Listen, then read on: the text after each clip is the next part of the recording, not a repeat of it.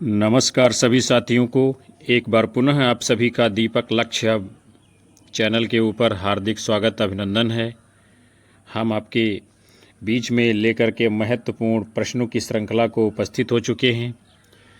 प्रश्न आधुनिक परीक्षाओं के पैटर्न के अनुसार होंगे, जो आपके लिए आगामी UP TGT, PGT, GIC, LT, GDC assistant professor, UGC NET, KVS, NVS, BPSC, triple SSB आदि सभी भारतीय प्रतियोगी परीक्षाओं में महत्वपूर्ण साबित होंगे।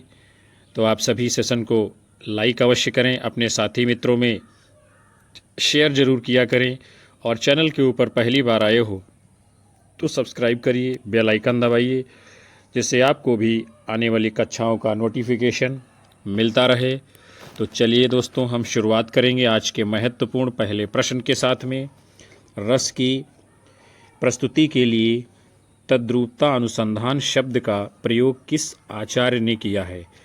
अभिनव गुप्त, शंकुक, भट्ट लोल्लट, भट्ट नायक। तो रस की प्रस्तुति में तद्रूपता अनुसंधान शब्द का प्रयोग किसने किया है? तो आपका सही जवाब होगा आचार्य भट्ट लोल्लट जी ने। अभिनव गुप्त का अभिव्यक्तिवाद है, शंकुक का अन्वितवाद है, भट्ट नायक का भुक्तिवाद है और भट्ट लोल्लट का उत्पत्तिवाद या आरोपवादी सिद्धांत है। अगला प्रश्न है, आनंदवर्धन ने किसे धुन की आत्मा माना है? वस्तु ध्वनि, अलंकार ध्वनि, रस ध्वनि, गुणौचित्य। तो आनंदवर्धन ने धुन की आत्मा किसको माना है? आपका जवाब होगा रस ध्वनि को। अगला प्रश्न आपके सामने है, इश्क भरा है देख ले और जगत से दूर, एक अचंभा हमने देखा देहरी का नाशूर। ये अमीर खुसरो की पहली बात तो ये। दूसरी बात, इसका अभिप्राय क्या, अर्थ क्या है? सन्यासी, कुआं, खंडहर, प्रेम का हृदय। तो इश्क भरा है देख ले और जगत से दूर, एक अचंभा हमने देखा देहरी का नासूर। इसका पहेली का अर्थ क्या है? तो आपका हो जाएगा कुआं। फिर प्रश्न है आपके सामने, बाल को सपूत कपिकुल पुरहूत, रघुवीर जू को दूत भरी रूप विकराल को। उपयुक्त काव्य पंक्तियों के रचनाकार कौन है? केशवदास, तुलसीदास, सेनापति, मतिराम। किसकी ये काव्य पंक्तियां हैं? तो आपका सही जवाब क्या माना जाएगा? बाल को सपूत कविकुल पुरहूत, रघुवीर जू को दूत भरे रूप विकराल को। ये पंक्ति किसकी है? सेनापति जी की। फिर प्रश्न है, जीवन मुँह चाही को नीको, दरस परत दिन रात करत है कान्ह पियारे पीको। आचार्य रामचंद्र शुक्ल ने किस भाव की अभिव्यक्ति मानी है? निर्गुण भक्ति भाव की, सगुण भक्ति भाव की, असूया भाव की, दैहिक श्रृंगार की। तो पहली बात तो ये पंक्तियाँ किसकी हैं? सूरदास की हैं। और इसमें जो है, जो गोपियाँ हैं वो उद्धव से तर्क कर रही हैं कि जीवन मुँह चाही को नीको। मुँह चाही कौन है? श्री कृष्ण की प्रेयसी है, प्रेमिका है, जिसके बारे में कहती हैं कि उसका जीवन सबसे अच्छा है, जो दिन रात उनके सामने रहती है, दर्शन करती है और जो श्री कृष्ण को प्रिय है। तो इसमें शुक्ल जी जो है किस प्रकार के भाव की अभिव्यक्ति मानते हैं? असूया भाव की। आपका उत्तर क्या होगा? विकल्प सी, असूया भाव। असूया का मतलब होता है जैसे जो गोपियाँ हैं, तो जो मुँहचाही जिसको यहाँ पर कहा जा रहा है उसे ईर्ष्या करती हैं। यानी जैसे कोई पति हो अपनी पत्नी को छोड़कर, या अपनी कोई व्यक्ति हो अपनी प्रेयसी या प्रेमिका को छोड़कर किसी दूसरी पत्नी से प्रेम करता हो, दूसरी नायिका से प्रेम करता हो, तो जो पहले वाली पत्नी है, पहले वाली प्रेयसी है, वो ईर्ष्या भाव रखने लगती है जो दूसरे से, उसी को असूया भाव कहते हैं। उसके बाद में अगला प्रश्न है, सुजान की अपेक्षा से विराग उत्पन्न होने के बाद रीतिकालीन कवि घनानंद वृंदावन जाकर किस संप्रदाय में दीक्षित हो गए थे? वल्लभ संप्रदाय, निम्बार्क संप्रदाय, सखी संप्रदाय, राधा वल्लभ संप्रदाय। तो सुजान कौन है? प्रेयसी यानी प्रेमिका है घनानंद की। उससे इनको वैराग उत्पन्न हो जाता जब उनके साथ चलने से मना कर देती है। तो ये वृंदावन जाते हैं और वृंदावन में किस संप्रदाय में ये दीक्षा ग्रहण करते हैं? तो आपका सही जवाब हो जाएगा निम्बार्क संप्रदाय में। अगला प्रश्न है, अगर प्रेम खूंखार शेर है तो मैं इसे दूर ही रहूँगी। मैंने तो उसे गाय ही समझ रखा था। मैं प्रेम को संदेह के ऊपर समझती हूँ। वो देह की वस्तु नहीं, आत्मा की वस्तु है। संदेह का वहाँ जरा भी स्थान नहीं, और हिंसा तो संदेह का ही परिणाम है। वो संपूर्ण आत्मसमर्पण है। ये गोदान उपन्यास की पंक्तियाँ हैं और किसके द्वारा कही गई हैं? गोविंदी, सोना, सिलिया, मालती।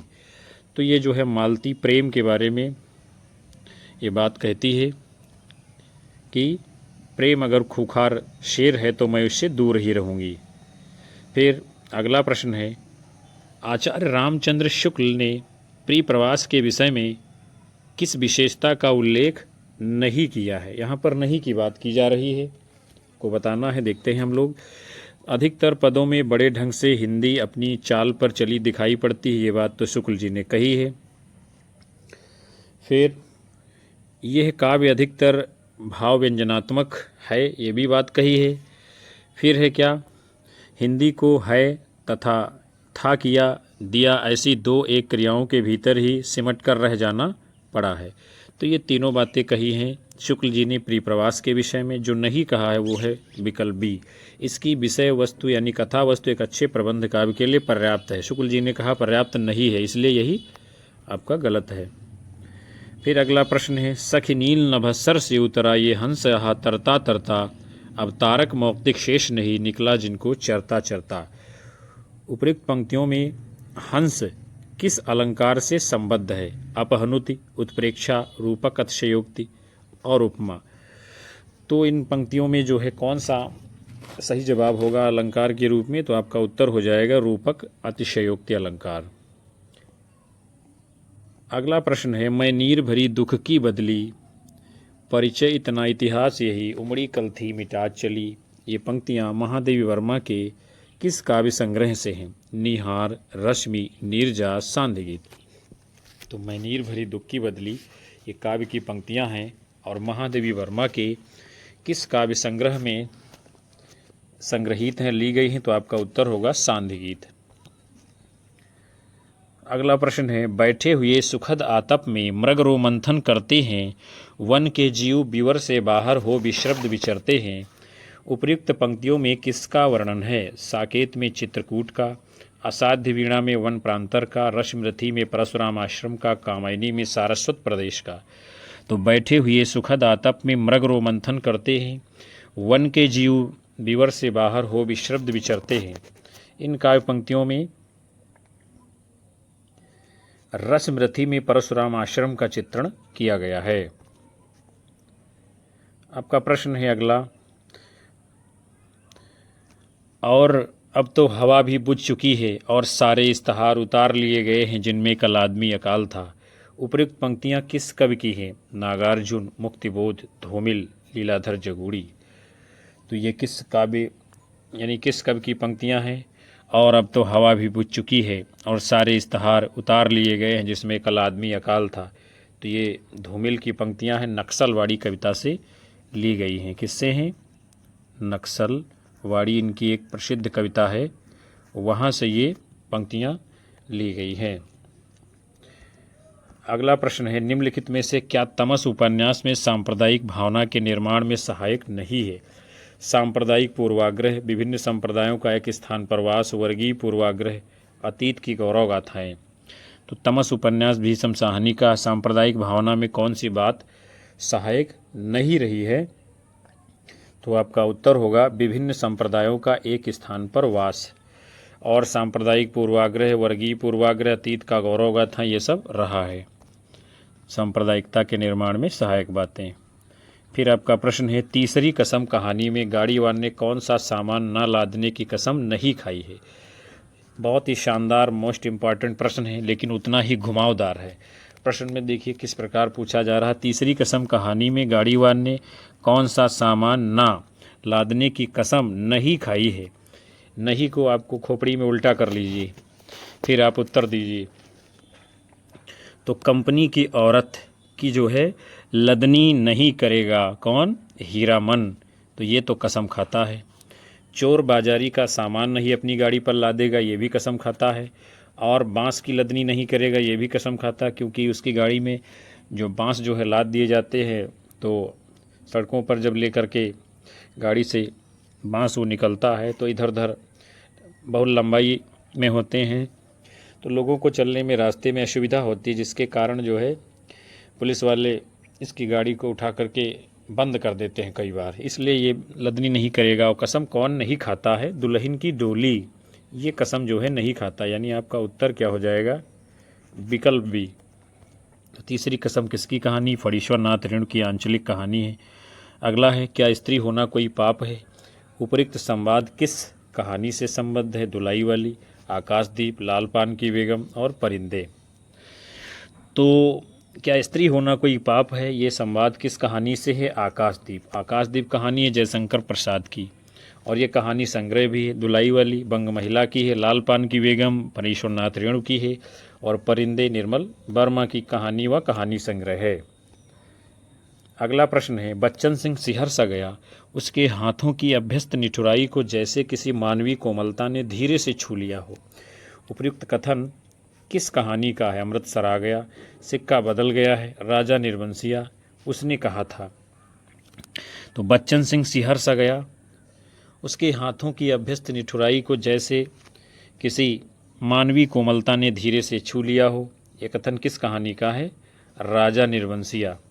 ये कमलेश्वर की कहानी भी है और कहानी संग्रह है। 1957 में इस कहानी संग्रह का प्रकाशन होता है, और ये राजेंद्र यादव का जो है, किसका है? नहीं सॉरी, माफ़ करिएगा, कमलेश्वर का ये प्रथम काव्य संग्रह भी है।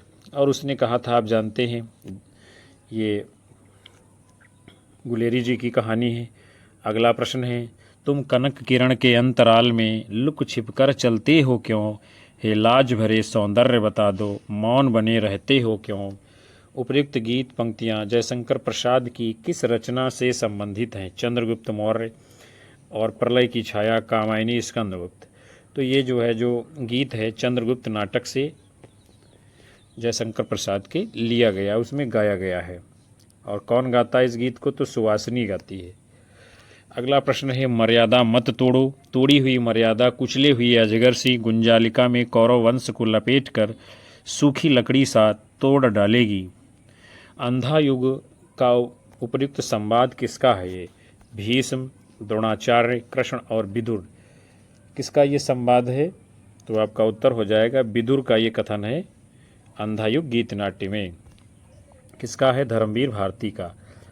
फिर अगला है, हिंदी रंगमंच को हिंदी भाषी प्रदेश की सांस्कृतिक पूर्तियों और आकांक्षाओं का प्रतिनिधित्व करना होगा। रंगों और राशियों के हमारे विवेक को व्यक्त करना होगा। उपयुक्त कथन निम्नलिखित में से किस नाटक की भूमिका से जुड़ा हुआ है? आगरा बाजार, एक और द्रोणाचार्य, आषाढ़ का एक दिन, चंद्रगुप्त। तो किस नाटक की भूमिका से ये कथन है आपका? तो सही उत्तर होगा आषाढ़ का एक दिन नाटक से ये कथन है। हिंदी रंगमंच को हिंदी भाषी प्रदेश की सांस्कृतिक पूर्तियों और आकांक्षाओं का प्रतिनिधित्व करना होगा। रंगों और राशियों के हमारे विवेक को व्यक्त करना होगा। आषाढ़ का एक दिन मोहन राकेश का नाटक है, 1958 में प्रकाशित हुआ है, कालिदास और मल्लिका के ऊपर आधारित है। अगला प्रश्न है, नामवर सिंह ने संस्कृति और सौंदर्य निबंध में हजारी प्रसाद द्विवेदी द्वारा रचित अशोक के फूल की रचना का उद्देश्य निम्नलिखित में से किसे माना है? प्रकृति वर्णन, संस्कृत की मिश्रता को उजागर करना, आर्य संस्कृत की शुद्धता के अहंकार पर चोट, सामासिक संस्कृति को प्रोत्साहन। तो नामवर सिंह ने संस्कृत और सौंदर्य निबंध में हजारी प्रसाद द्विवेदी द्वारा रचित अशोक के फूल की रचना का उद्देश्य क्या माना है? तो आपका सही उत्तर हो जाएगा आर्य संस्कृत की शुद्धता पर चोट। फिर आपका प्रश्न है, इस समय तो भारतीय पुरुष जैसे अपने मनोरंजन के लिए रंग बिरंगे पंछी पाल लेता है, उपयोग के लिए गाय और घोड़ा पाल लेता है, उसी प्रकार एक स्त्री को पालता है तथा पालित पशु पक्षियों के समान ही वह उसके शरीर और मन पर अधिकार समझता है।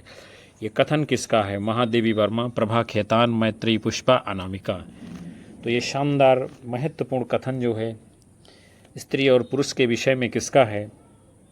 तो आपका जवाब हो जाएगा महादेवी वर्मा का है। उनका एक निबंध है श्रृंखला की कड़ियाँ, वहाँ से लिया गया है।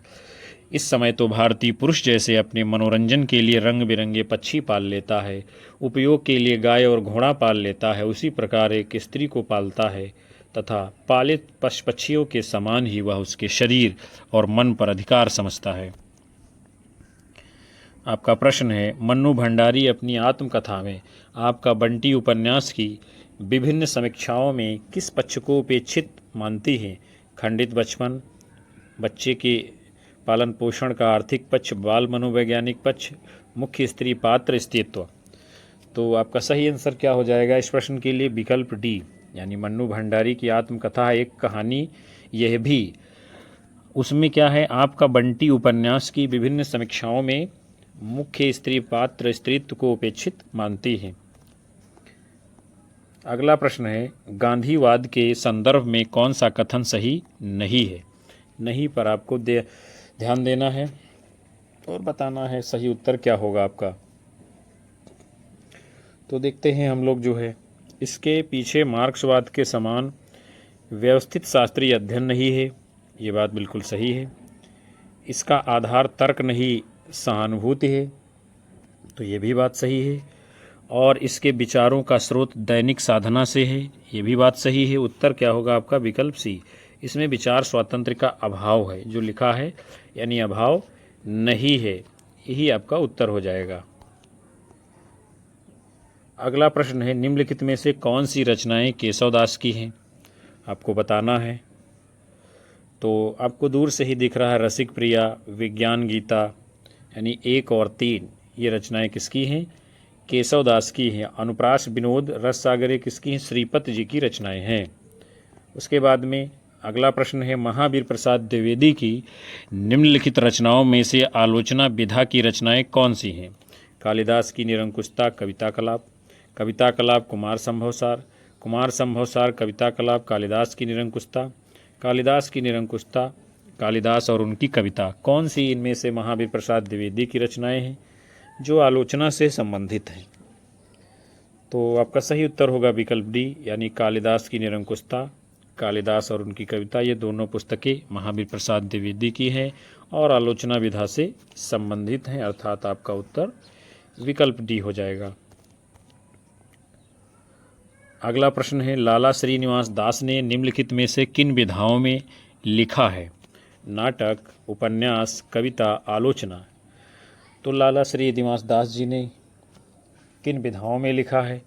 तो इन्होंने नाटक विधा में लिखा और उपन्यास विधा में लिखा है। तो आपका उत्तर क्या हो जाएगा? 1 और 2 यानी विकल्प डी।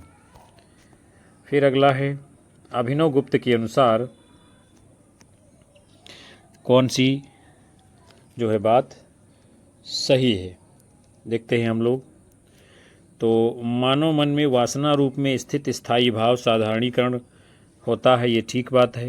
यानी अभिनव गुप्त के अनुसार मानव मन में वासना रूप में स्थित स्थायी भाव का साधारणीकरण होता है, यह सही है। फिर है, साधारणीकरण के लिए भोजकत्व व्यापार अनिवार्य है, ये बात अभिनव गुप्त की नहीं, भोजकत्व तो भट्टनायक मानते हैं। साधारणीकरण की अवस्था में प्रेक्षक स्वापर के बंधन से छूट जाता है, ये भी बात बिल्कुल सही है। तो साधारणीकरण की अवस्था में प्रेक्षक को लौकिक संबंधों का बोध रहता है, ये भी बात गलत है। तो अभिनव गुप्त के अनुसार 1 और 3 दो बातें सही, यही आपका उत्तर होगा। 1 और 3 किस में है? आपका विकल्प सी में है, जो आपका कूट के रूप में जवाब होगा।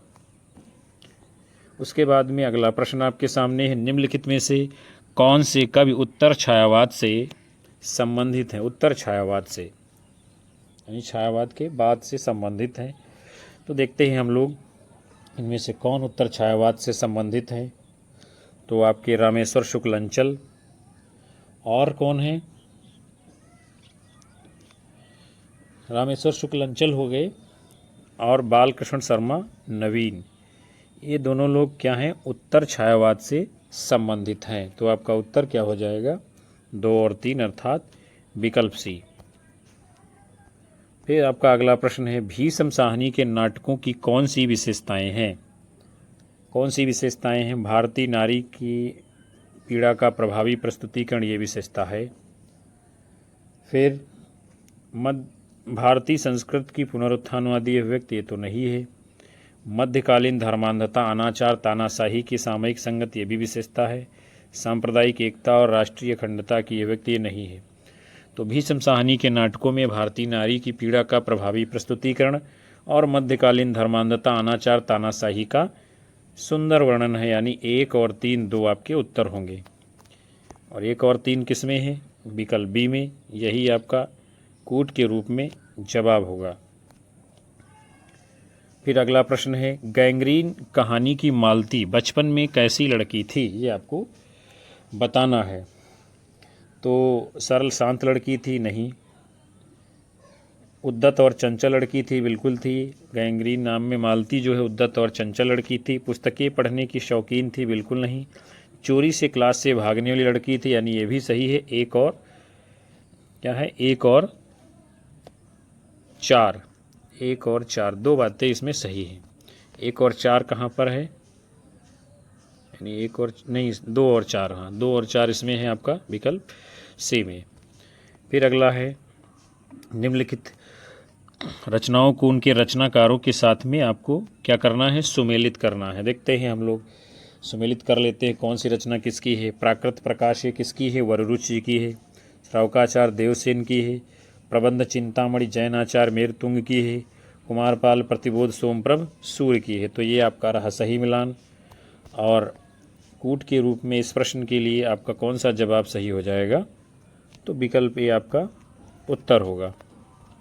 फिर अगला प्रश्न है, यहाँ भी क्या करना है? निम्नलिखित रचनाओं को उनके रचनाकारों के साथ में आपको सुमेलित करना है। तो काव्य प्रकाश किसकी रचना है?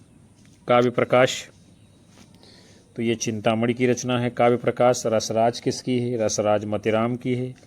रस विलास किसकी है? तो रस विलास ये रचना देवकवि की है। और रस सारांश किसकी है? तो ये आपके भिखारी दास की रचना है। तो ये आपका सही मिलान हो गया।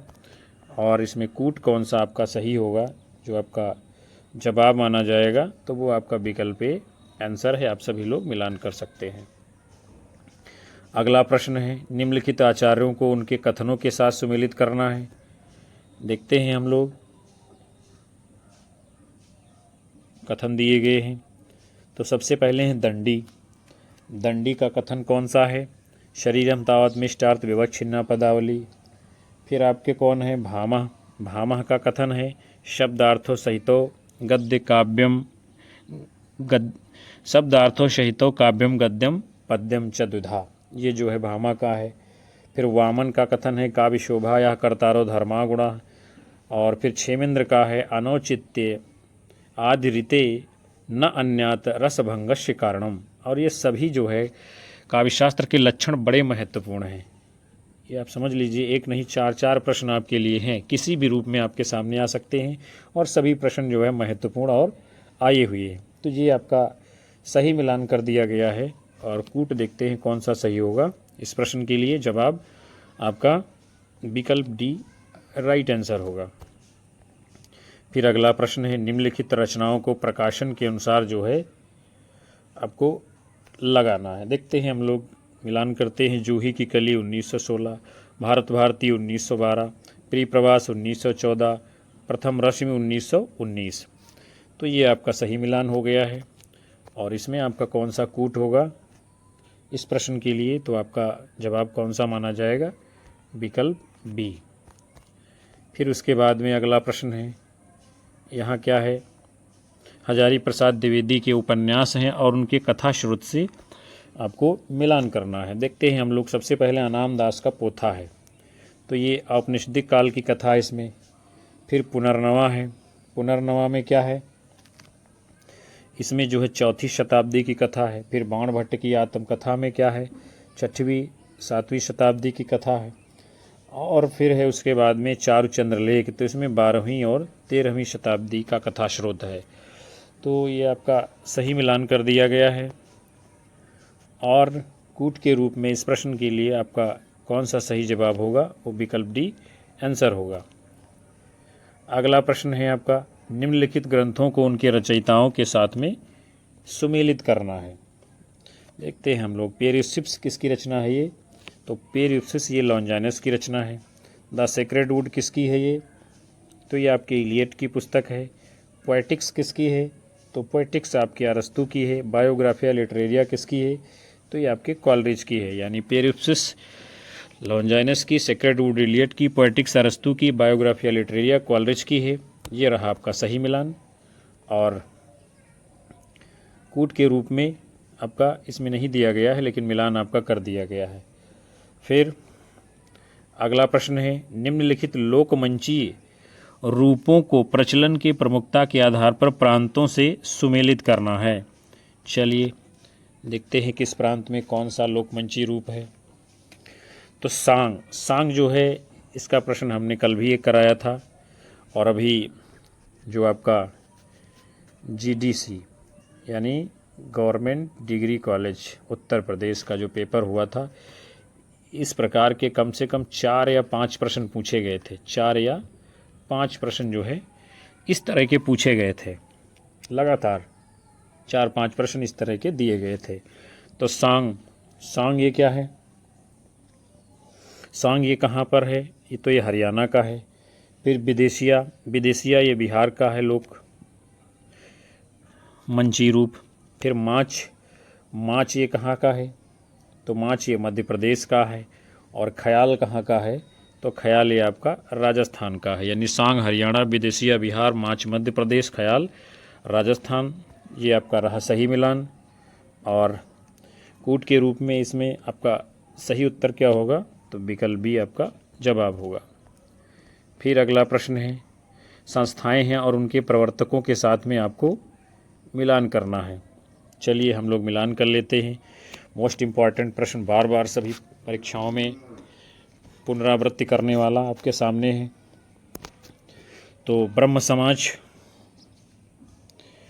कौन है, इसके संस्थापक प्रवर्तक यानी राजा राम मोहन राय। प्रार्थना समाज के कौन हैं, तो प्रार्थना समाज के महादेव गोविंद रानाडे हैं। थियोसोफिकल सोसाइटी से कौन जुड़े हुए हैं प्रवर्तक यानी हैं, तो आपका हो जाएगा एनी बेसेंट। और सत्यशोधक समाज के प्रवर्तक कौन हैं, महात्मा फुले जी। तो ये आपका सही मिलान हो गया। और आपका जो कूट सही होगा, आंसर के रूप में विकल्प ए उत्तर हो जाएगा। अगला प्रश्न आपके सामने है, निम्नलिखित रचनाओं को उनके प्रकाशन काल से आपको क्या करना है, सुमेलित करना। ये सभी रचनाएं जो है डायरी विधा की हैं। किस विधा की हैं, डायरी विधा की है। तो सबसे पहले मोहन राकेश की डायरी, इसका प्रकाशन कब होता है, 1985 में। फिर डायरी के कुछ पन्ने, इसका प्रकाशन 1940 में। मेरी कॉलेज डायरी धीरेन्द्र वर्मा की बड़ी प्रसिद्ध है, ये भी पूछी गई है अभी 2026 के कई एग्जाम में। तो मेरी कॉलेज डायरी, इसका प्रकाशन 1958 है। और एक कार्यकर्ता की डायरी, इसका प्रकाशन कब है, 1972। तो ये आपका सही मिलान कर दिया गया। और कूट के रूप में इसमें आपका जवाब सही कौन सा होगा, विकल्प सी। उसके बाद में अगला प्रश्न आपके सामने है, जन्म काल के अनुसार निम्नलिखित रचनाकारों का सही अनुक्रम क्या होगा। विकल्प आप सभी के सामने है और बताना है कि इनका सही अनुक्रम क्या होगा जन्म काल के अनुसार। तो आपका उत्तर पहला ही हो जाएगा इसमें, यानी पहले केशवदास, फिर बिहारी, फिर मतिराम, फिर घनानंद का स्थान आएगा। आगे बढ़ेंगे। फिर अगला प्रश्न है, यहाँ भी जन्म काल के अनुसार रचनाकारों का सही अनुक्रम मिलाना है। चारों विकल्प आप सभी के सामने हैं, बताना है इसमें कौन सा सही होगा। तो सूरदास 1478 अगर आप देखना चाहें सन, और यानी सूरदास 1478, जायसी 1492, तुलसी 1532 और रहीम 1500, शायद इनका 55 है। तो यानी आपका यही विकल्प सही हो जाएगा, सूरदास, जायसी, तुलसी और रहीम। फिर है अगला प्रश्न, जो लगातार हर परीक्षा में 5 से 6 प्रश्न जो है कथन और कारण के आ रहे हैं, स्थापना और तर्क के आ रहे हैं। तो हमने ऐसे प्रश्नों को भी रखने का प्रयास किया है आपकी आगामी परीक्षाओं को ध्यान में रखते हुए। तो देखते हैं हम लोग, सबसे पहले क्या है इसमें दिया गया है कि कविता केवल वस्तुओं के ही रंग रूप में सौंदर्य की छटा नहीं दिखाती, प्रत्युत कर्म और मनोवृत्ति के सौंदर्य के भी अत्यंत मार्मिक दृश्य सामने लाती है। फिर है तो यानी क्या है, ये बात तो बिल्कुल ठीक है, यानी स्थापना सही है। तर्क क्या है, वो विकसित कमल के सौंदर्य का चित्रण तो करती है पर शव नोचते कुत्तों की बीभत्स व्यापार की झलक नहीं दिखाती, क्योंकि बीभत्स व्यापार का चित्रण शास्त्रोन्मोचित नहीं, यहाँ पर नहीं, यहाँ पर नहीं लगा, इसलिए ये हो जाता है आपका गलत हो जाएगा। तो आपका उत्तर क्या सही होगा, यानी ए सही हो जाएगा और आर गलत हो जाएगा। ये आपका सही जवाब होगा। देखते हैं हम लोग किस में है ए सही आर गलत। तो आपका विकल्प ए में ही है, ए सही और आर गलत, ये आपका आंसर होगा। फिर अगला क्वेश्चन आपके सामने इसी प्रकार का है। क्या कहा जा रहा है, कविता का अंतिम लक्ष्य जगत के मार्मिक पक्षों का प्रत्यक्षीकरण करके उनके साथ मनुष्य हृदय का सामंजस्य स्थापन है, यानी ये बात बिल्कुल सही है। फिर है केवल मनोरंजन करना ही कविता का उद्देश्य नहीं है, तो ये भी बात सही है, केवल मनोरंजन करना कविता का उद्देश्य नहीं है। अर्थात आपका उत्तर क्या हो जाएगा, ए और आर दोनों सही है, ए और आर दोनों सही आपका आंसर माना जाएगा। देखते हैं हम लोग ए और आर कहाँ पर है, यानी ए सही और आर सही किस में है, आपका विकल्प सी में है। उसके बाद फिर अगला प्रश्न आपके सामने है, देखते हैं इसमें क्या कहा जा रहा है। 19वीं शताब्दी का नवजागरण भक्तिकालीन लोक जागरण से भिन्न इस बात में है कि वह उपनिवेशवादी दौर की उपज है। तो ये बात तो ठीक है, 19वीं शताब्दी का नवजागरण भक्तिकालीन लोक जागरण से भिन्न इस बात में है कि वह उपनिवेशवादी दौर की उपज है, ठीक है। उनकी ऐतिहासिक अंतर्वस्तु एक समान है, यहीं पर ये गलत हो जाता है, ये गलत हो जाता है, अंतर्वस्तु एक समान नहीं है, यही गलत कर रहा है इस बात को है। तो आपका उत्तर क्या हो जाएगा इस प्रश्न के लिए, यानी ए सही और आर गलत हो जाएगा, ये आपका आंसर बनेगा, ए सही आर गलत।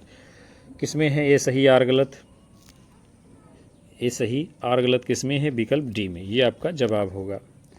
फिर आगे बढ़ेंगे हम लोग। न खास हिंदी न खास उर्दू जबान गोया मिली जुली हो, उपयुक्त कथन किसका है। शिव प्रसाद सितारे, हिंद भारतेंद्र हरिश्चंद्र, राजा लक्ष्मण सिंह, जॉर्ज ग्रियर्सन। बहुत ही शानदार और मोस्ट इम्पॉर्टेंट प्रश्न आपके सामने। न खास हिंदी न खास उर्दू जबान गोया मिली जुली हो, ये कथन किसका है। कौन जो है मिली जुली जबान का समर्थक था, यानी हिंदुस्तानी की बात करता था वो व्यक्ति। तो आपका सही जवाब क्या हो जाएगा, विकल्प ए शिव प्रसाद सितारे हिंद। राजा लक्ष्मण सिंह आप देख रहे हो संस्कृत निष्ठ हिंदी के समर्थक थे। फिर अगला प्रश्न है, निम्नलिखित में से कौन सी बोली पश्चिमी हिंदी की नहीं है। कन्नौजी, बुंदेली, ब्रज, मगही। तो ब्रज, बुंदेली, कन्नौजी, हरियाणवी, कौरवी, ये सब किस में आता है, पश्चिमी हिंदी में। और जो नहीं आएगा आपका वो हो जाएगा मगही, यानी विकल्प डी आपका उत्तर। चूँकि मगही किस में आती है, भोजपुरी, मगही, मैथिली, तो ये आ जाएगा आपका बिहारी में। किस में आ जाएगा, बिहारी में, यानी कि मागधी अपभ्रंश से निकली है बिहारी। फिर अगला प्रश्न है, हिंदी में प्रचलित सिफारिश किस भाषा का शब्द है। हिंदी, फारसी, अरबी, तुर्की। ये शब्द जो है बहुत कन्फ्यूजन करते हैं, अक्सर लोगों के गलत ही हो जाते हैं और प्रत्येक परीक्षा में 2-4 प्रश्न इस प्रकार के पूछे भी जाते हैं, आपको ध्यान में रखना है। सिफारिश किस भाषा का शब्द है, तो आपका सही जवाब हो जाएगा ये अरबी भाषा का शब्द है सिफारिश। अगला है, संज्ञा अथवा सर्वनाम के जिस रूप से उसका संबंध वाक्य के किसी दूसरे शब्द के साथ प्रकाशित हो उसे क्या कहते हैं। विकृतव्य, कारक, संबंध सूचक, क्रिया विशेषण। तो कौन सा होगा इस प्रश्न के लिए आपका सही उत्तर, संज्ञा अथवा सर्वनाम के जिस रूप से उसका संबंध वाक्य के किसी दूसरे शब्द के साथ प्रकाशित होता है तो उसको क्या कहा जाता है, उसे कहते हैं कारक कहते हैं। अगला प्रश्न आपके सामने है, इस मेले का मुख्य उद्देश्य है कि व्यापार की वृद्धि हो। ये है किस प्रकार का वाक्य है, संयुक्त वाक्य, मिश्र वाक्य, साधारण वाक्य, उद्देश्यवर्धक वाक्य। इस मेले का मुख्य उद्देश्य है कि व्यापार की वृद्धि हो, तो ये किस प्रकार का आपका वाक्य हो जाएगा, तो आपका सही जवाब होगा मिश्र वाक्य है। कैसा है, मिश्र वाक्य है। मिश्र वाक्य कहाँ पर होता है, यानी जो दूसरा वाक्य हो पहले वाले वाक्य पर निर्भर हो। फिर अगला है, भारतीय संविधान के किस अनुच्छेद के अनुसार उच्चतम न्यायालय एवं उच्च न्यायालय में सब कार्यवाहियाँ अंग्रेजी भाषा में होंगी। अनुच्छेद 343, 344, 346, 348 भारतीय संविधान के किस अनुच्छेद के अनुसार उच्चतम न्यायालय एवं उच्च न्यायालय में सब कार्यवाहियाँ अंग्रेजी में होंगी? तो इस प्रश्न के लिए आपका सही उत्तर क्या हो जाएगा? अनुच्छेद 348 है। और 343 में संघ की राजभाषा हिंदी और लिपि देवनागरी से संबंधित है। अगला प्रश्न है, अच्छी हिंदी बस एक ही व्यक्ति लिखता था, ये कथन किस आलोचक ने किसके बारे में कहा है? हजारी प्रसाद द्विवेदी ने निराला के बारे में, बिल्कुल गलत है ये। रामचंद्र शुक्ल ने जयशंकर प्रसाद के बारे में, बिल्कुल गलत है। नंदुलारे वाजपेयी ने महावीर प्रसाद द्विवेदी के बारे में, ये भी गलत है। तो ये महावीर प्रसाद द्विवेदी ने बाल मुकुंद गुप्त के बारे में कहा है, जो आपका उत्तर है कि अच्छी हिंदी बस एक ही व्यक्ति लिखता था। फिर आज के इस महत्वपूर्ण सेशन का अंतिम प्रश्न आप सभी के सामने है। तात्विक दृष्टि से न तो हम इन्हें कबीर को पूरे अद्वैतवादी कह सकते हैं और न एकेश्वरवादी। कबीर से संबंधित यह विचार किसका है? बार बार परीक्षा में आने वाला प्रश्न, ये भी जो 2025 और 2026 के एग्ज़ाम में लगातार पूछा गया है ये प्रश्न। हजारी प्रसाद द्विवेदी, रामचंद्र शुक्ल, राहुल सांकृत्यायन, माता प्रसाद गुप्त। तात्विक दृष्टि से न तो हम कबीर को पूरे अद्वैतवादी कह सकते हैं और न ही एकेश्वरवादी। कबीर से संबंधित ये विचार किसका है? तो आप सभी लोग इसका उत्तर जानते हैं। आचार्य रामचंद्र शुक्ल ने अपने इतिहास में कबीर के बारे में ये बात कही है। तो प्रिय साथियों, आज के इस खूबसूरत सेशन को हम विराम दे रहे हैं। उम्मीद है कि आप सभी को ये प्रश्न पसंद आए होंगे और आपकी आने वाली विभिन्न परीक्षाओं में महत्वपूर्ण साबित होंगे। सेशन को लाइक करिए आप सभी लोग और अपने साथी मित्रों में अवश्य शेयर किया करिए। और चैनल के ऊपर यदि हमारे यहाँ पहली बार विजिट किए हैं तो सब्सक्राइब कर लीजिए, बेल आइकन दबा लीजिए, ताकि आने वाली कक्षाओं का नोटिफिकेशन आप तक पहुंचता रहेगा। मिलेंगे हम सभी को अगले मॉडल पेपर को लेकर, तब तक के लिए नमस्कार, जय हिंद।